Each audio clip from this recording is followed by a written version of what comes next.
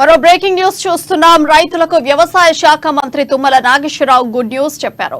ప్రకృతి వైపరీత్యాలు, ఇతర వ్యాధుల వల్ల పంట నష్టపోయే రైతులకు పంటల బీమా ఇవ్వడంపై ప్రభుత్వం ఆలోచన చేస్తోందని తెలిపారు.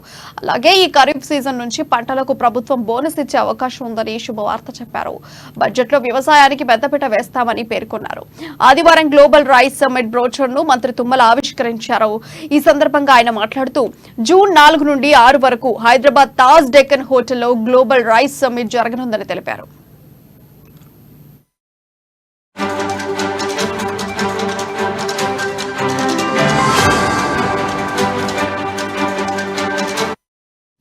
ఇక దేశానికి అన్నం పెట్టే స్థానంలో తెలంగాణ ఉందన్నారు. కేంద్ర ప్రభుత్వం బియ్యం ఎగుమతులపై నిషేధం విధించిందని, కేంద్ర ప్రభుత్వ నిర్ణయం వల్ల రైతులు ఇబ్బందులు పడుతున్నారని అన్నారు. ఇక దేశానికి అన్నం పెట్టే రైతులకు మేలు చేసేలా కేంద్రం ఆలోచించాలని సూచించారు. దేశంలో రేషన్ బియ్యాన్ని ఎవరూ పెద్దగా వాడట్లేదన్నారు.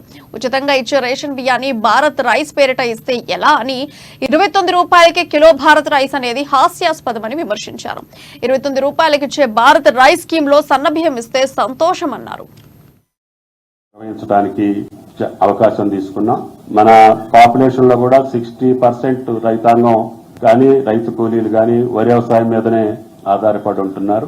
కాబట్టి దయచేసి దీన్ని పెద్ద ఎత్తున ప్రచారం చేయాలనే ఉద్దేశంతో ఈ రోజు మిమ్మల్ని అందరిని ఆహ్వానించడం జరిగింది. దీంట్లోనే కేంద్ర ప్రభుత్వానికి కూడా ఒక విజ్ఞప్తి, ఈ ఎక్స్పోర్ట్ పాలసీని మీరు బ్యాన్ చేయటం మూలాన తెలంగాణ రైతాంగంతో పాటు భారత రైతాంగానికి కూడా మార్కెట్ లో ఒడిదుడుకులు వస్తున్నాయి. కాబట్టి విత్ ఇన్ ది స్టేట్స్ లో కూడా కేరళ, అదేవిధంగా కర్ణాటక, తమిళనాడు కొన్ని రకాల రైస్ ని అడుగుతున్నారు. కానీ మన దగ్గర సర్ప్లస్ ఉంది. ఆ సర్ప్లస్ ని అమ్ముకోవాలి, లేకపోతే రైతాంగం నేరుగా ఎక్స్పోర్ట్ చేసుకోవాలి, ట్రేడర్స్ ఎక్స్పోర్ట్ చేయాలనంటే కేంద్ర ప్రభుత్వం యొక్క ఆంక్షలు ప్రతిబంధకంగా ఉన్నాయి.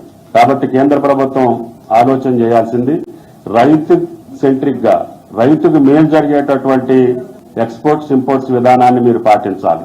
కాబట్టి దయచేసి ఇప్పుడు మీరు ఎక్స్పోర్ట్స్ ని అవకాశం ఇస్తే మన సర్ప్లస్ రైస్ అంతా కూడా బయట దేశాలకు వెళ్ళినట్లయితే డిమాండ్ వస్తుంది. డిమాండ్ ఉన్నప్పుడు రేట్ వస్తుంది. రేట్ వస్తే రైతు నిలబడగలుగుతాడు. భారత రైస్ అని చెప్పి 29 రూపాయలకే కేజీ బియ్యం ఇస్తామని చెప్పి కేంద్ర ప్రభుత్వం ప్రకటించింది.